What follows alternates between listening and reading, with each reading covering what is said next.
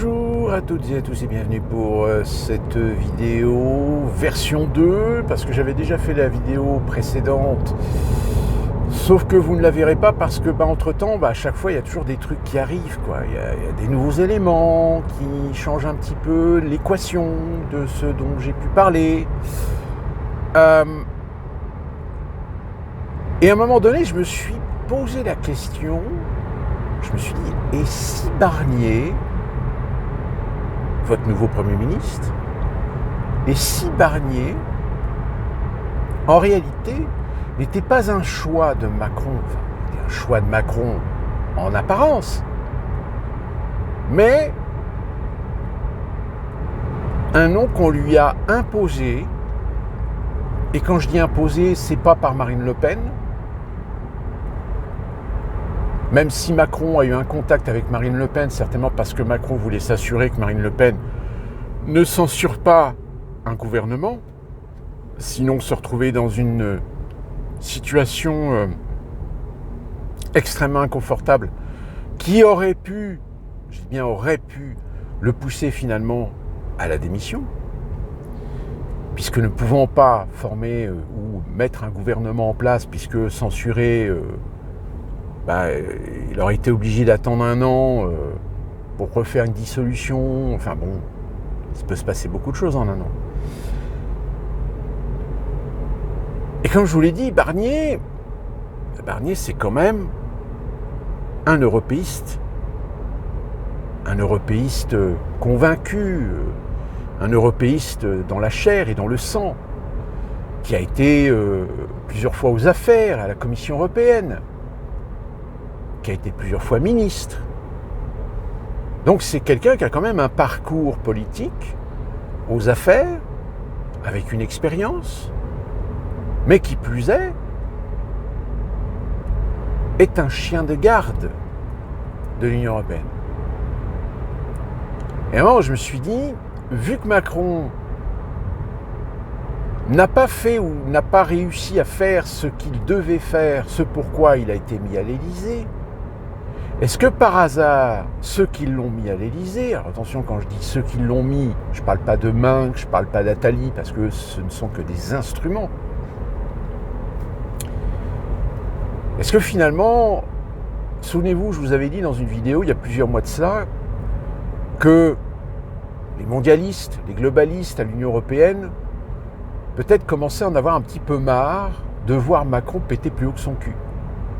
Et qu'un de ces quatre, ils vont lui foutre des bâtons dans les roues. Donc, ma question est, est-ce qu'à tout hasard, Michel Barnier n'est-il pas le Premier ministre qui n'est pas un choix de Macron, mais plutôt une imposition des mondialistes, des européistes, pour finir le travail dans les 3 ans qui restent. Puisque Macron, avec ses gouvernements précédents, n'a pas été foutu de le faire. Et force est de constater que vous avez en France une situation financière compliquée. Vous avez une dette qui s'est envolée. Vous êtes au moins allé à 150% d'endettement public du PIB. Je dis bien public, là ça n'inclut pas les dettes privées. Vous avez la Commission européenne, le FMI qui commence, et la BCE qui commence à faire les gros yeux, en disant « Oh, c'est pas bien, méchante la France ».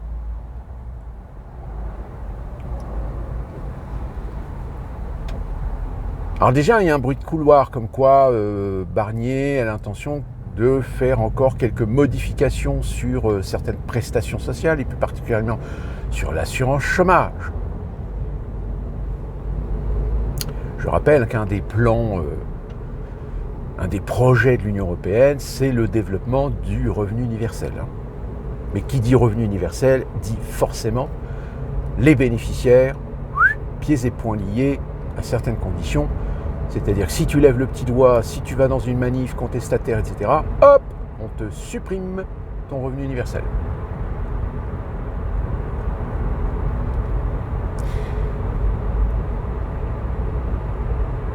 forcément, Barnier, quand il utilise les gens d'en bas, je veux dire, c'est vraiment un tacle, non seulement contre les politiques de certains précédents gouvernements, mais aussi de Macron, avec ces gens qui ne réussissent pas.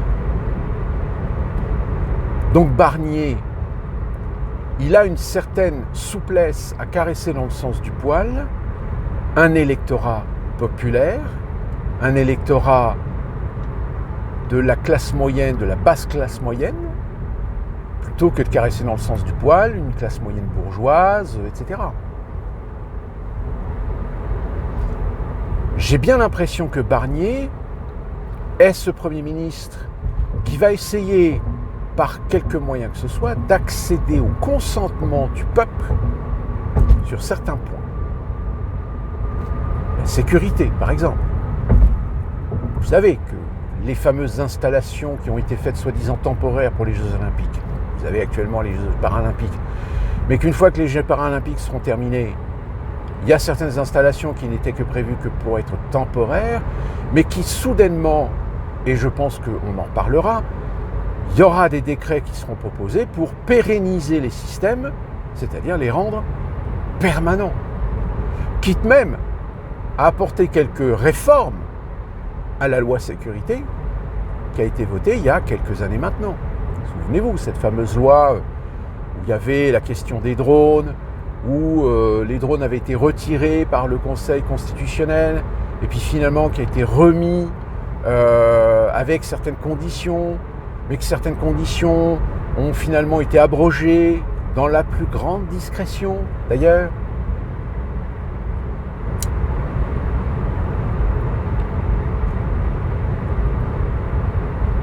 J'ai envie de dire que Barnier, ça se trouve, c'est le Premier ministre qui aurait dû être le premier, dès le premier mandat de Macron, pour être sûr et assurer la garantie que le boulot soit fait. Parce que Macron, c'était le beau parleur, la bonne façade, etc. Sauf qu'apparemment, il y en a certains qui ont dû se planter, qui n'ont peut-être pas vu que Macron, c'était aussi un petit peu un certain égocentrisme, un entre-soi, un en même temps.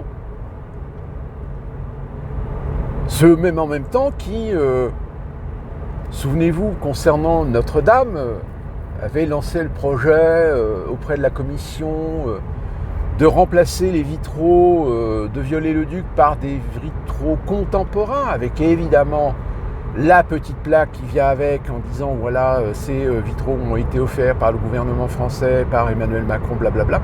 C'est-à-dire Macron veut marquer de son empreinte la restauration de Notre-Dame. Sauf que le projet, dans la commission de restauration et de conservation du patrimoine, ils ont dit non. Non, on a décidé qu'il fallait restaurer Notre-Dame à l'identique. Donc on touche à rien. Enfin, on restaure, on remplace, on nettoie, mais on ne change rien. Et bien là, on vient d'apprendre que Macron, il a fait son caca nerveux et il veut absolument ses vitraux.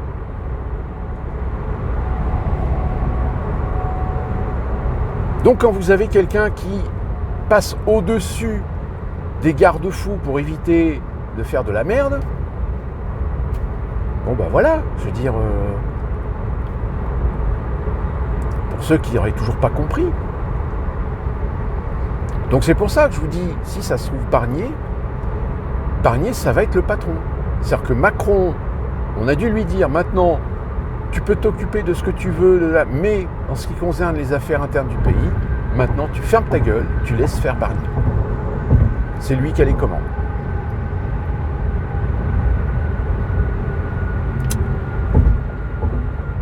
Ça va être gentil. Mais bon, pareil, là on ne connaît pas encore le gouvernement.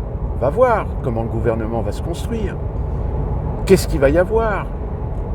Barnier prétend qu'il veut un gouvernement d'ouverture. Peut-être qu'il va mettre quelques socialistes pour essayer de caresser dans le sens du poil la gauche d'une manière générale, mais plutôt la gauche modérée et pas celle de la NFP, dont d'ailleurs les manifestations, évidemment, on vous dit que c'est un grand succès, il y a beaucoup de monde. Oui, il y a beaucoup de monde, oui. Sauf que moi, j'ai vu quelques vidéos sur quelques manifestations. Il y a quand même un truc, moi, qui me... Il y a beaucoup de blancs. C'est-à-dire que, franchement, la diversité, je l'ai cherchée. Ils sont où les rebeux? Ils sont où les noirs? Il y en a quasiment pas. C'est que des blancs. Et attention, quand tu regardes bien précisément, dans le détail, tu te rends compte que c'est du blanc plutôt bourgeois, plutôt bobo, plutôt aisé, plutôt urbain. Ah. J'ai un monstre derrière moi que vous connaissez certainement et on commence à en voir de plus en plus. Je ne sais pas si vous le voyez.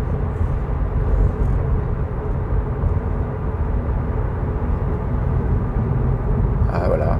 Il y en a 2-3 qui se baladent dans le coin.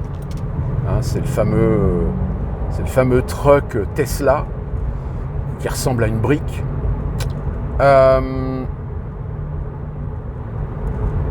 Dont d'ailleurs, je ne sais même pas d'ailleurs si en France,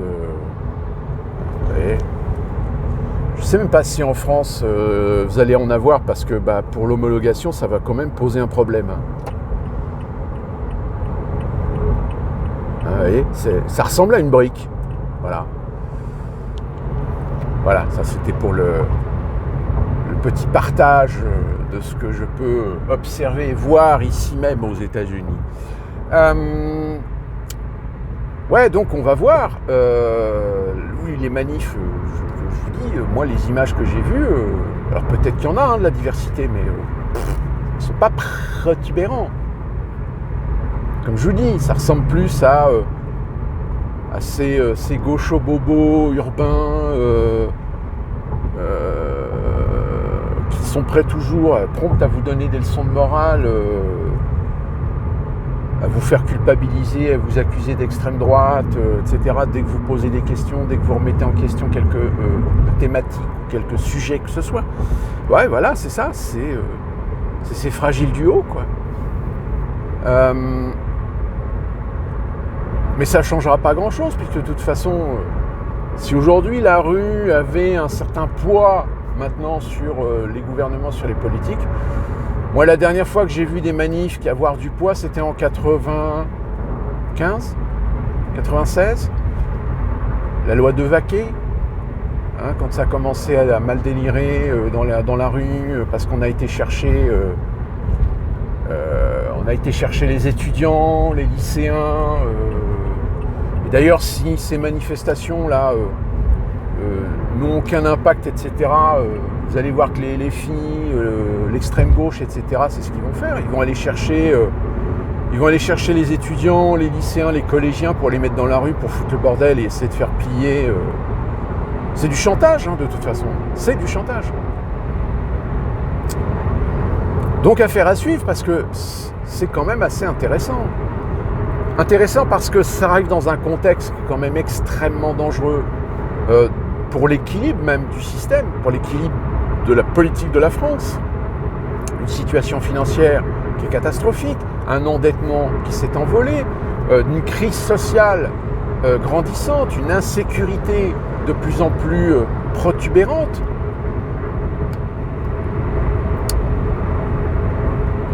À se demander si est-ce que va y avoir véritablement cette fois-ci une volonté, un courage politique d'affronter les problèmes. Je suis pas sûr. Je suis pas sûr parce que il y en a certains qui vont commencer à viser 2027, dont Édouard Philippe d'ailleurs. Édouard Philippe d'ailleurs qui a rendu furax Emmanuel Macron parce que Édouard Philippe, on a l'impression que lui, il anticipe peut-être déjà une démission de Macron. Ah bah oui, parce que bon,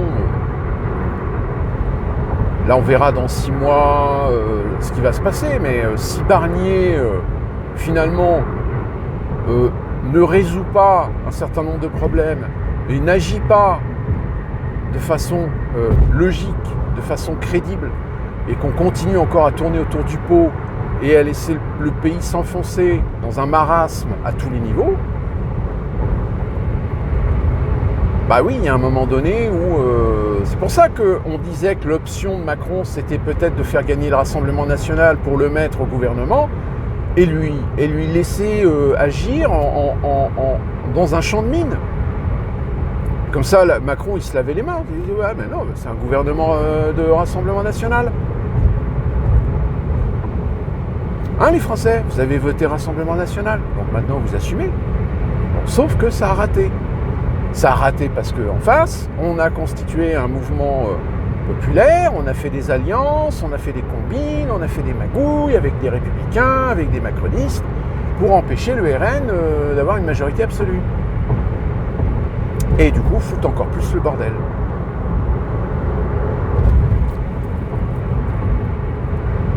Donc, ça va être intéressant. Je pense que ça va être passionnant.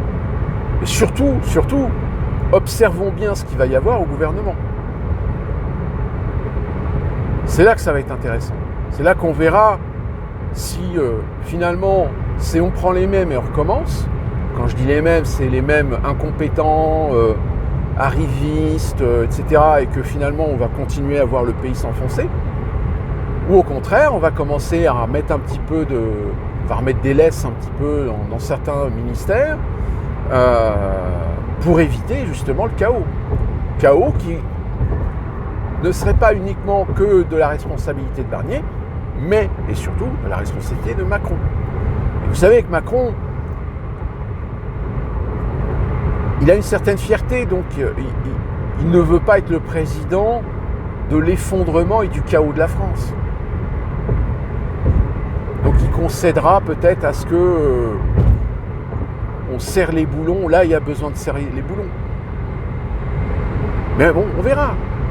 On verra, vous savez, on a toujours fait en sorte d'extrapoler, d'imaginer, d'anticiper des politiques en disant voilà, ouais, ce gouvernement-là, ça va être bon, là, ils vont faire les choses bien, etc.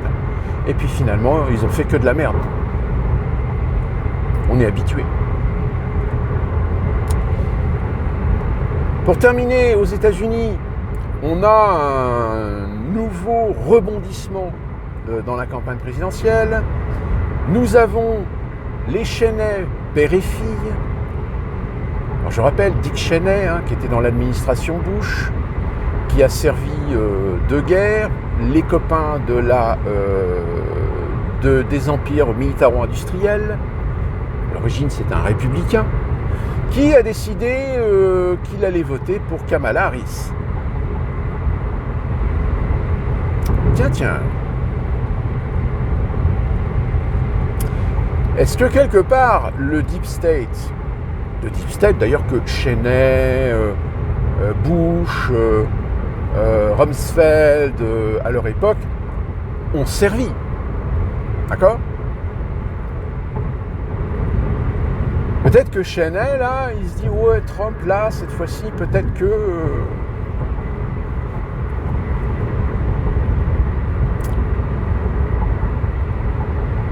C'est aussi peut-être une réponse aussi au fait que vous avez Tulsi Gabbard qui a rejoint Donald Trump, alors que Tulsi Gabbard est à l'origine démocrate, que vous avez également Robert Kennedy Jr. Qui a rejoint Donald Trump. Alors, concernant Robert Kennedy, il s'en prend plein la gueule. Là, aux dernières nouvelles, on essaie de lui trouver un petit côté sioniste.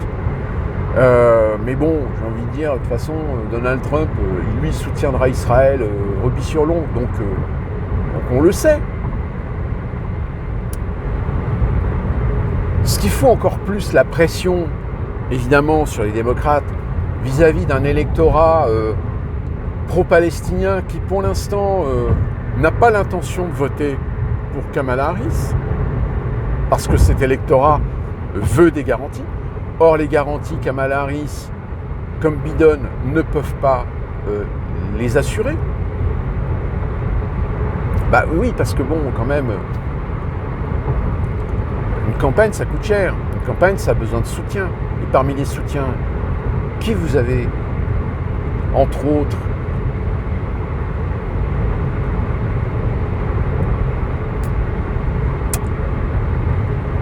Kamala Harris,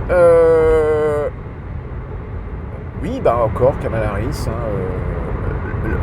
même en l'ayant équipée de communicants pour essayer de la... bah, il n'y a rien à faire.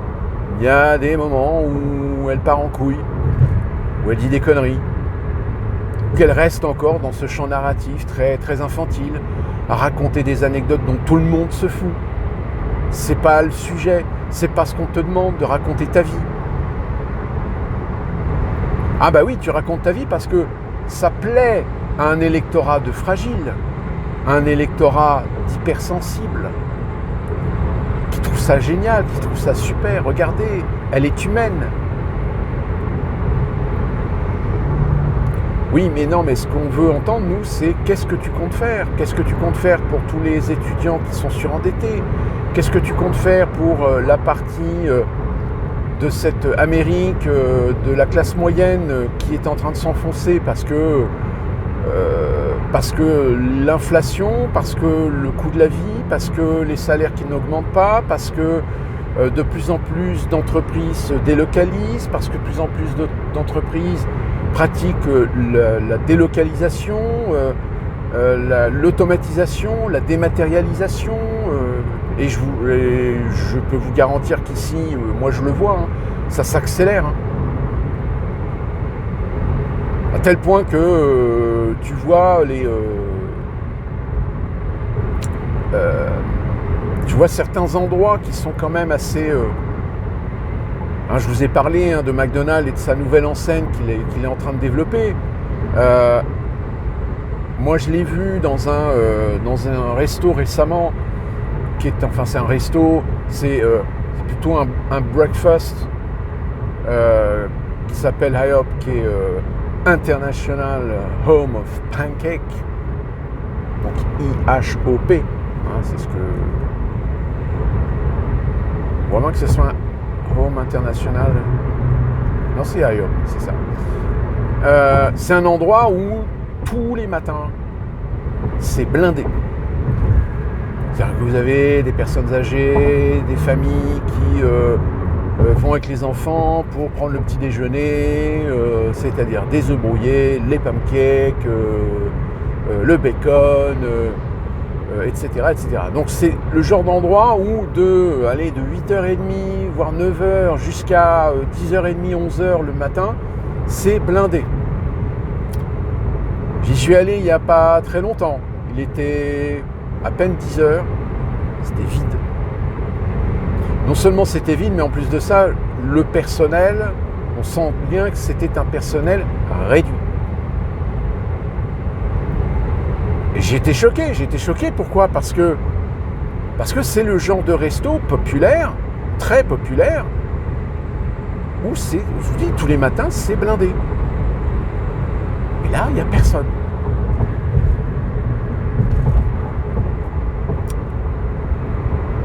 McDonald's, par exemple. McDonald's qui affiche des résultats décevants. Perte de chiffre d'affaires. Alors certains me mettent ça sur le compte du soi-disant boycott, etc. Non, c'est pas le fait du boycott, c'est le fait que les prix ont considérablement augmenté depuis le Covid et qu'au niveau de la prestation, c'est de pire en pire. Alors il y a certains franchisés, oui, qui arrivent à donner une prestation à la hauteur de ce qu'on attend d'un fast-food, mais il y en a, la grande majorité, c'est une catastrophe. Quand vous allez au drive, vous faites votre commande, comme en France, c'est pareil, ils font les commandes, ils cuisinent à la commande, il n'y a pas de truc fait à l'avance. Donc du coup, quand tu es censé passer au drive, que tu veux acheter ton produit, tu le veux tout de suite, non, tu vas attendre 10 minutes, 15 minutes, voire même 20 minutes avant que tu arrives à avoir ta commande. Donc Si vous voulez, là, ça pose un gros problème. Ce qui joue le jeu d'ailleurs d'autres enseignes qui, elles, essayent justement de jouer là-dessus, c'est d'essayer de faire en sorte de limiter le temps du drive.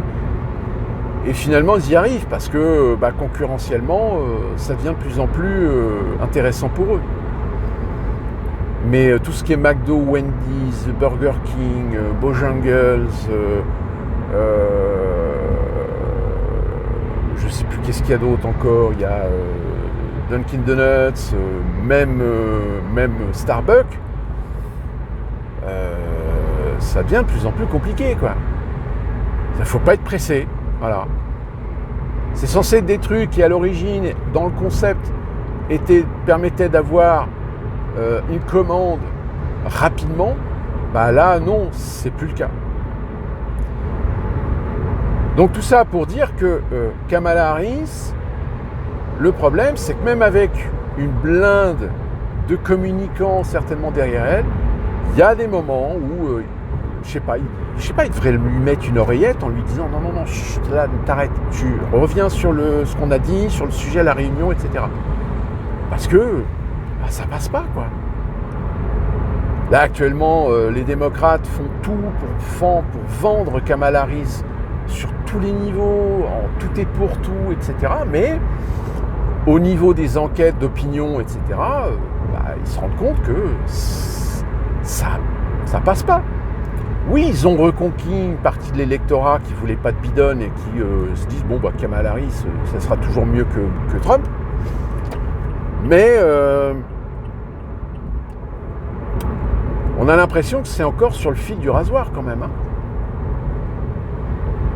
Tellement sur le fil du rasoir, comme je vous l'avais dit, je le répète, il y a des sondages qui en arrivent à être parfois mais complètement à côté de la plaque, complètement ubuesques. Comme je vous l'ai dit une fois, il y a un sondage qui mettait la Californie républicaine. Non mais les mecs, vous avez pété les plombs. C'est impossible.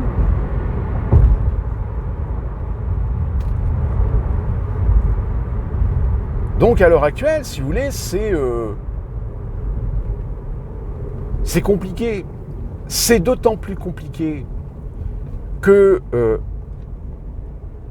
tous ceux qui croyaient, et même en France, que Donald Trump, on va pouvoir le dégager, qu'il ne sera jamais candidat, parce qu'on lui a mis tellement de procès sur la tête que il y a bien un procès qui va finir par le foutre en tôle ou l'empêcher de devenir candidat. Bon, on est au mois de septembre, et Donald Trump est toujours là. Alors non seulement il est toujours là, mais en plus de ça, il y a quand même eu cette affaire de la tentative d'assassinat. Bon, je ne vais pas revenir dessus, chacun y voit, midi à sa porte, chacun est convaincu que c'est un fait, que c'est une vraie tentative, etc. Mais il n'empêche que ça a renforcé Donald Trump dans une certaine opinion. Mais en ce qui concerne les procès, les avocats, ils ont fait un super bon boulot. Je crois que les mecs, ils méritent le salaire pour lequel ils vont être payés, je pense. Mais très clairement,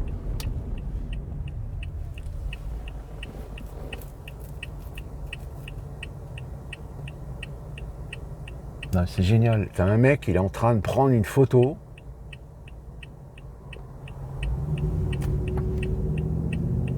C'est énorme. Le mec prend une photo des filles qui sont en train de, je sais pas, contrôler quelque chose, vous voyez.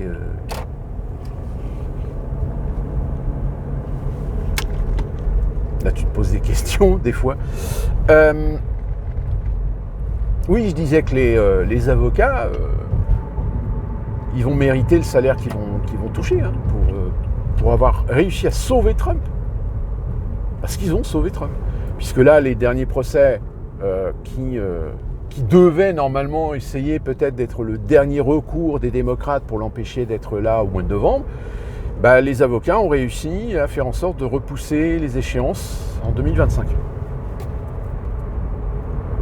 Donc du coup, si Donald Trump est élu président, immunité. Boum. Mais je l'avais dit dans une vidéo quand les procès ont commencé à tomber, je lui ai dit, vous verrez, il y a des procès Il y a des affaires, comme celle de l'affaire de Géorgie, là, de cette juge ou procureur, je ne sais plus. Tout le monde, ça y est, commençait à saliver, commençait à s'astiquer le manche en disant « Ouais, ça y est, Trump, on va le baiser, on va le foutre en tôle, etc. » Comme l'affaire avec Stormy Daniels. Stormy Daniels, bon bah du coup, ça s'est résolu à l'amiable. Pourquoi ? Parce que tout est dans des témoignages, mais que des témoignages qui ne sont même pas des témoignages de gens qui ont été des témoins directs. Ce sont des témoins directs. Donc, en fait, ce sont que des témoignages de conviction. Donc, toute l'affaire Stormy Daniels a été construite sur de la conviction. En dehors du fait qu'en effet, Donald Trump a essayé de l'a acheté en 2016 pour éviter de faire des révélations. Mais si ça se trouve, les révélations, tout est faux. Stormy Daniels a voulu certainement profiter de la situation en 2016 quand elle a vu que Trump était candidat à la présidentielle pour essayer de soutirer de l'argent en affirmant quelque chose dont personne ne peut prouver. Personne n'était là. Il n'y a aucun témoin. C'est-à-dire que dans cette pièce où soi-disant il s'est passé quelque chose, ça se trouve, il ne s'est peut-être rien passé. Mais personne ne le sait. Et tout le procès s'est basé que sur de la conviction. Donc le juge, il a dit, ouais, mais bon, la conviction, le témoignage des uns et des autres, c'est pas suffisant. Moi, il me faut des preuves, il me faut des antécédents, il me faut des éléments de structure pour que je puisse vraiment prendre en considération le fait de, est-ce que oui ou non, il s'est passé quelque chose. Ou non. Et donc, la Géorgie, je vous la fais courte, hein, quand le procès a commencé, quand ils ont commencé, quand cette juge ou cette procureure a commencé à balancer les dossiers, etc., les juges se sont rendus compte dans les dossiers, il n'y avait rien.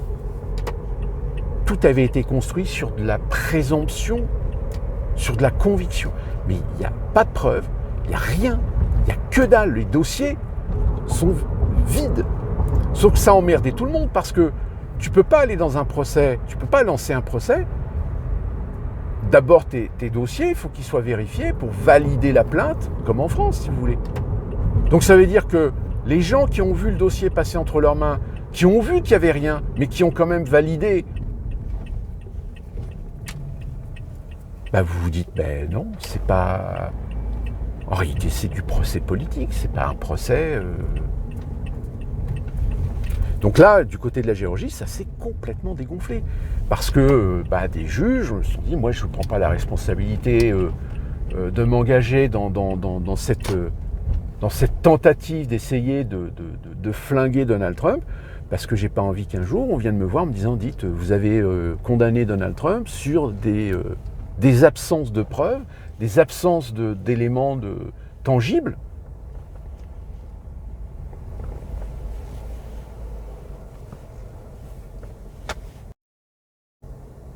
Donc du coup, je ne sais pas si vous vous souvenez, même en France, tous ceux qui étaient en train de jouir, oui ça y est, Donald Trump, on va le coincer, il va finir en tôle. Vous aviez même le maire de New York qui dit oui, nous avons déjà réservé une cellule pour Donald Trump.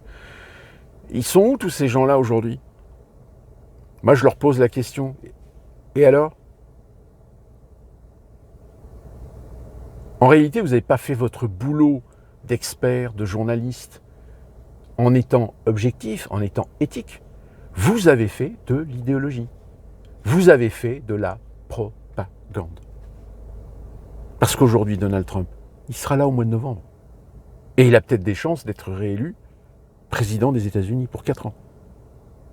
Donc tout ce qui a été fait avant, tout ce qui a été manipulé par des gens qui, comme je vous le dis souvent dans mes vidéos, aux États-Unis, le problème, c'est qu'il y a des gens qui réagissent de façon infantile, irresponsable, avec une immaturité, mais désarmante. Ouais, sauf que si c'est ces gens-là qui sont dans des positions importantes, dans des positions stratégiques, pour faire des procédures, pour lancer... Et voilà. C'est-à-dire que d'une affaire qu'on dit sérieuse, en réalité, c'est des esbroufs. En réalité, il n'y a rien. En réalité, il y a du vide. Il n'y a que dalle. Tout a été basé sur l'émotionnel. Tout a été basé sur la manipulation des Américains hypersensibles. Mais avec un contenant très joli, très beau, très présenté, mais avec un contenu inexistant. C'est un peu le phénomène de l'œuf Kinder. Vous avez l'œuf, vous attendez la surprise à l'intérieur, sauf que il n'y en a pas.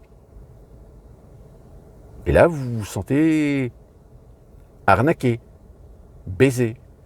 Et c'est là le problème pour Kamala Harris, c'est qu'une partie des Américains progressistes qui croyaient que tous ces investissements structurels, institutionnels, administratifs, juridiques allaient pouvoir mettre Donald Trump hors course. Et au final, ces gens-là sont en train de se rendre compte qu'on leur a menti, qu'on les a trahis, qu'en réalité, il n'y avait rien de sérieux, il n'y avait rien de tangible, il n'y avait rien de crédible.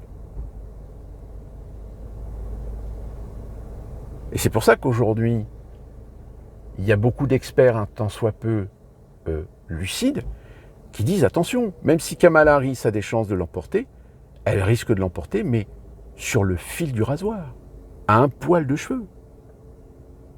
Et ce poil de cheveux, on est au mois de septembre, les gens vont commencer à voter au mois d'octobre, puisque oui, aux États-Unis, on ne vote pas sur un jour. Vous ne pouvez pas faire voter 278 millions ou 276 millions d'Américains en une seule journée. Donc, on étale les votes. Donc, vous avez des grandes métropoles qui vont commencer à faire voter les Américains à partir de début octobre, je crois. Donc, voilà.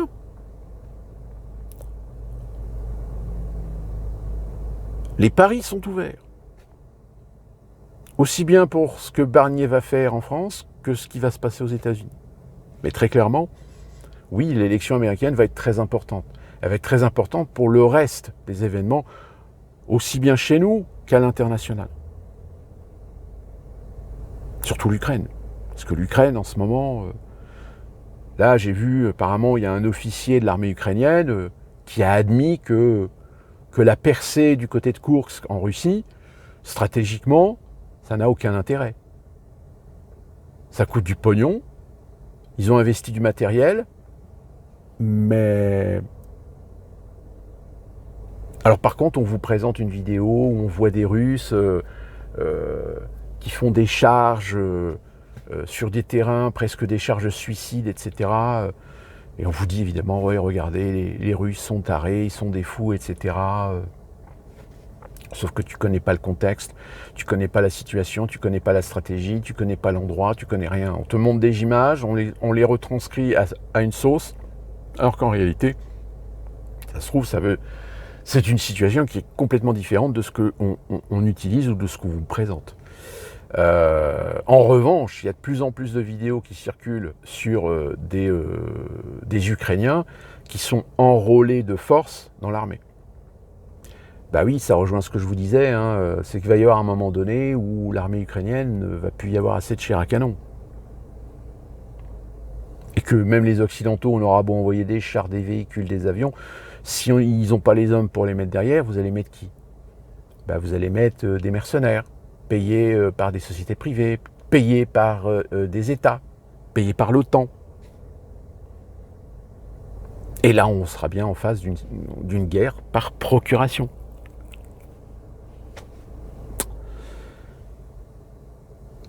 Et je vais terminer par cette petite anecdote qui est quand même géniale, parce que ça démontre vraiment à quel point des organismes qui sont censés quand même avoir une certaine éthique, en réalité n'en ont pas. Vous avez l'AFP qui a publié une note en disant « Regardez, Poutine a bien donc affirmé qu'il soutenait Kamala Harris ». У нас, значит, фаворитом, если можно сказать, был действующий президент, господин Байден. Ну вот его сняли с гонки, но он рекомендовал всем своим, значит, сторонникам поддержать госпожу Харрис. Ну вот и мы тоже так сделаем, будем ее поддерживать. Это, во-первых. Вот. А во-вторых, она так выразительно и заразительно смеется, что это говорит о том, что у нее все хорошо. Eh bien, vous avez plein de médias, que ce soit le Huffington Post, Le Point, BFM, LCI, ils ont tous repris la dépêche. Sauf qu'à l'AFP, elle a oublié de préciser que c'était de l'ironie. Qu'en réalité, Poutine se moquait. C'était une plaisanterie. C'était pas sérieux. Sauf que l'AFP, ils ont présenté une dépêche comme si c'était sérieux. Et évidemment, vous avez plein de médias mainstream qui ont repris mot pour mot l'état d'esprit de la dépêche, comme quoi Poutine soutient Kamala Harris. Déjà, je pense que vous-même, vous entendez cette phrase, Poutine soutient Kamala Harris, immédiatement, dans la millième de seconde, vous vous dites, non mais il déconne. Ben ouais, il déconne. Sauf que l'AFP, apparemment, il y a un pigiste qui n'a pas compris qu'il déconne. Sur ce, qu'on se retrouve pour une prochaine vidéo. Portez-vous bien. Et on suit l'actualité parce que c'est bouillonnant.